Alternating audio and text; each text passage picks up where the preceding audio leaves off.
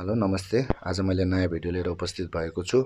आजको भिडियोमा चाहिँ मैले यो जुन भिभो मोबाइलको मोडलको चाहिँ मैले मोबाइल लिएर आएको छु। यसमा चाहिँ कस्टमरले चाहिँ जिमेल चाहिँ भुलेको भएर कसरी चाहिँ बाइपास गर्ने त भन्नाले कसरी चाहिँ एफआरपी चाहिँ बाइपास गर्ने त्यसको भनेर चाहिँ मैले भिडियो लिएर आएको हुँ।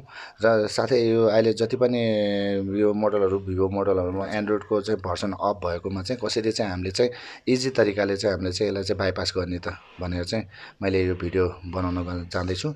र यो मेरो भिडियो कस्तो लाग्छ प्लिज मेरो च्यानललाई चाहिँ सब्सक्राइब गरिदिनु होला। यो साथै मेरो भिडियो कस्तो लाग्छ प्लिज लाइक कमेन्ट सेयर गरिदिनु होला। नयाँ भ्युअर्सहरू चाहिँ मेरो च्यानलमा चाहिँ भिजिट गर्नुभएको छ भने प्लिज मेरो च्यानललाई चाहिँ सब्सक्राइब गरिदिनु होला र साथै बेल आइकनलाई पनि प्रेस गरिदिनु होला। त्यो गर्दाखेरि चाहिँ मैले बनाएको भिडियोहरू सबभन्दा पहिला तपाईँहरूले हेर्न सक्नुहुनेछ। र भन्दै आजको मैले चाहिँ यो भिडियोमा चाहिँ एफआरपी चाहिँ कसरी हामीले चाहिँ जिमेललाई चाहिँ कसरी बाइपास गर्ने, एफआरपीलाई चाहिँ कसरी बाइपास गर्ने भनेर चाहिँ मैले यो भिडियो बनाउन जाँदैछु। ल हेर्नु है त हामी यसलाई चाहिँ कसरी चाहिँ बाइपास गर्न सक्छौँ।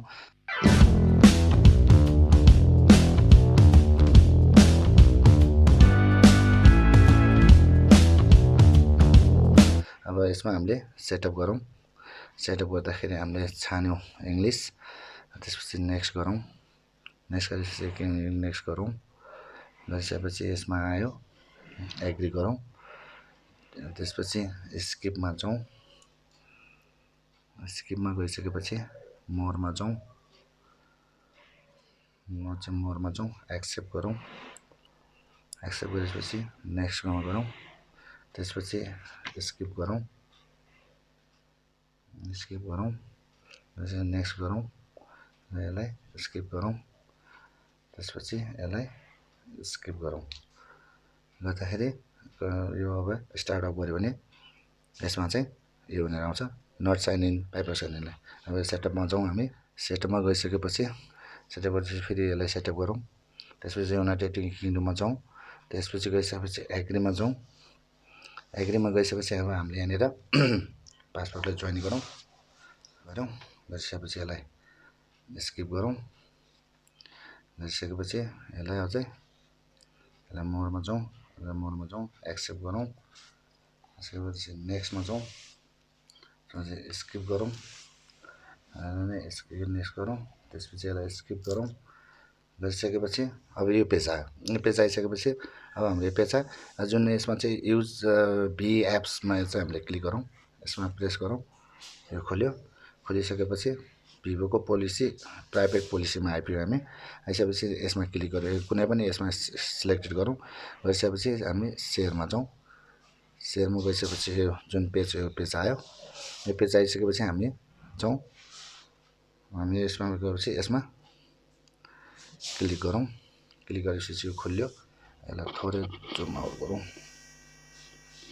यो खोल्यो। यो खोलिसकेपछि अब हामी जाउँ यसमा पर्मिसनमा जाउँ। गइसकेपछि यो खोल्यो। यसमा चाहिँ अब हामी सर्चमा जाउँ। सर्चमा गइसकेपछि अब यसलाई हामीले तल जाउँ। एप्लिकेसन एन्ड पर्मिसनमा जाउँ। पर्मिसनमा गइसकेपछि एप्स म्यानेजरमा गइसकेपछि हामीले गुगल प्लेमा जाउँ। र चाहिँ अनइन्स्टल फोर्स स्टप मात्रै छ, भनेपछि यहाँ डिसेबल छैन। भनेपछि हामी यसलाई ब्याक गरौँ।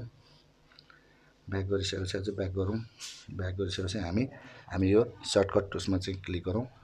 क्लिक गरिसकेपछि यसमा आउँ तल यो इजी टच भन्नेमा जाउँ। इजी टचमा गएर यसलाई अन गरौँ। अन गरिसकेपछि यहाँ साइडमा आइपुग्यो। साइडमा यो जुन सर्टकट मेनु यो आयो। आइसकेपछि यसलाई हामीले यसरी क्लिक गर्दाखेरि यसमा हाम्रो यो जुन फेसबुक, वाट्सएप र मेसेन्जर मात्रै छ। अब यसलाई हामीले यसमा चाहिँ पर्सनल स्क्रिन यसमा जाउँ। कस्टम मेनुमा जाउँ। कस्टम मेनुमा गइसकेपछि हामीले यसमा एड गरौँ। एड गरौँ। एड गरिसकेपछि हामीले यसमा भी तल आउँ अझै तल आउँ। यो जुन भी एप्स स्टोरमा चाहिँ हामीले यसलाई एड गरौँ। डन गरौँ। डन गरिसकेपछि यहाँ आयो, यसलाई हामीले यो गऱ्यौँ, ब्याक आउँ। ब्याक आएपछि यसमा साइडमा क्लिक गरौँ। क्लिक गरेपछि यसमा आउँदाखेरि हाम्रो यसमा चाहिँ बी एप्स स्टोर आयो। यसमा हामी क्लिक गरौँ। क्लिक गरिसकेपछि यस्तो आयो। यसलाई हामी फेरि एकचोटि ब्याक गरौँ, यहाँ क्लिक गरौँ। यहाँ गएर बी एप्स स्टोरमा क्लिक गरौँ। यो पेज खुल्यो। खोलिसकेपछि यसलाई हामीले इन्टर गरौँ। इन्टर गरिसकेपछि अब यसलाई हामीले स्किप गरौँ। स्किप गरिसकेपछि अब हामीले यहाँनिर के सर्च गर्नु पर्यो, हिडन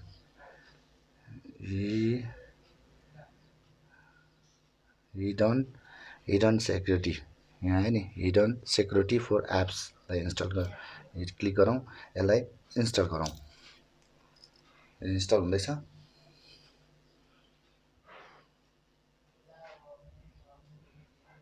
इन्स्टल हुँदैछ। यो इन्स्टल भयो। यसलाई हामी ओपन गरौँ। अब हाम्रो यो आयो, यो सेटिङ आयो। यो सेटिङ आइसकेपछि हामीलाई चाहियो भिभो सब सेटिङ।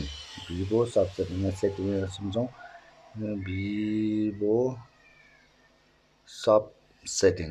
यहाँनिर भिभो सब सेटिङमा चाहिँ क्लिक गरौँ। अब यसमा चाहिँ हाम्रो यो खोलिसकेपछि हाम्रो एप्लिकेसन नोटिफिकेसनमा जाउँ। यसमा चाहिँ अल सी एप्समा चाहिँ क्लिक गरौँ।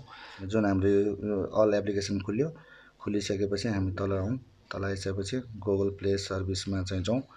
गुगल प्ले सर्भिसमा गएर यो जुन यो डिसेबलको यो छ, यसमा चाहिँ हामीले क्लिक गर्छौँ। क्लिक गरेपछि डिसेबल एप गर्छौँ। यसलाई एप डिसेबल भयो। यसलाई ब्याक गरौँ। अब हामीले यसमा चाहिँ यो गुगल जुन यसमा डिसेबल भनेर आयो, जुन यसमा चाहिँ डिसेबल लेखेर आएको छ। अब चाहिँ हामीलाई यसलाई के गरौँ, ब्याक गरौँ। अझै ब्याक गरौँ। एक्जिट गरौँ। यसलाई एक्जिट गरौँ। यसलाई एक्जिट गरौँ। यसलाई एक्जिट गरौँ। यसलाई एक्जिट गरौँ। यसलाई एक्जिट गरौँ। अझै एक्जिट गरौँ। अझै एक्जिट।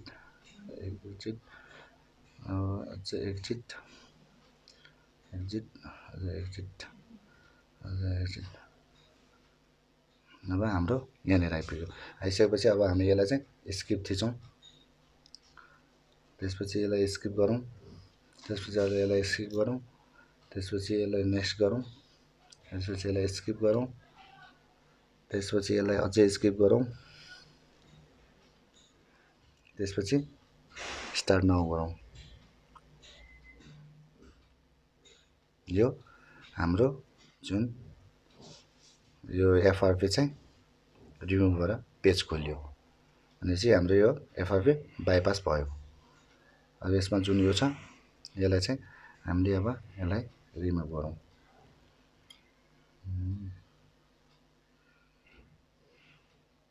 सर्टकट एसेम्बलीमा जाउँ। यसलाई हामी क्विक इजी टचलाई यसलाई हामीले रिमुभ गरौँ। रिमुभ भयो।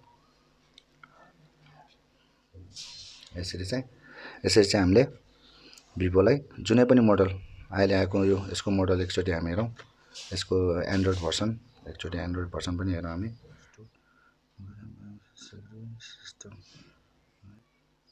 बोर्डमा गएर हेर्दाखेरि अब जुन भर्सन चाहिँ एन्ड्रोइड भर्सन चाहिँ 11 छ।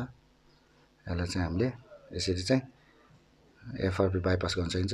यो जति पनि नयाँ भिभोको मोडलहरू छ, हामीले चाहिँ विदाउट पिसी चाहिँ हामीले यसलाई चाहिँ एफआरपी चाहिँ बाइपास गर्न सक्छौँ इजी तरिकाले। जति पनि नयाँ एन्ड्रोइड भर्सन छ जस्तै 11, हामीले यसरी इजी तरिकाबाट चाहिँ हामीले यसलाई चाहिँ एफआरपी बाइपास गर्न सक्छौँ विदाउट पिसी। र मेरो भिडियो कस्तो लाग्यो प्लिज कमेन्ट गरिदिनु होला, राम्रो लागे पनि नलागे पनि। र साथै मेरो च्यानललाई चाहिँ सब्सक्राइब गर्नुभएको छैन भने प्लिज सब्सक्राइब गरिदिनु होला। र साथै मेरो च्यानललाई सब्सक्राइब गरिदिनु होला। र साथै बेल आइकनलाई पनि प्रेस गरिदिनु होला। यो मेरो भिडियोलाई चाहिँ धेरैभन्दा धेरै सेयर गरिदिनु होला। अरू नयाँ भिडियो पनि लिएर आउने प्रयासमै छु भन्दै आजको यो भिडियोबाट चाहिँ म बिदा लिन चाहन्छु।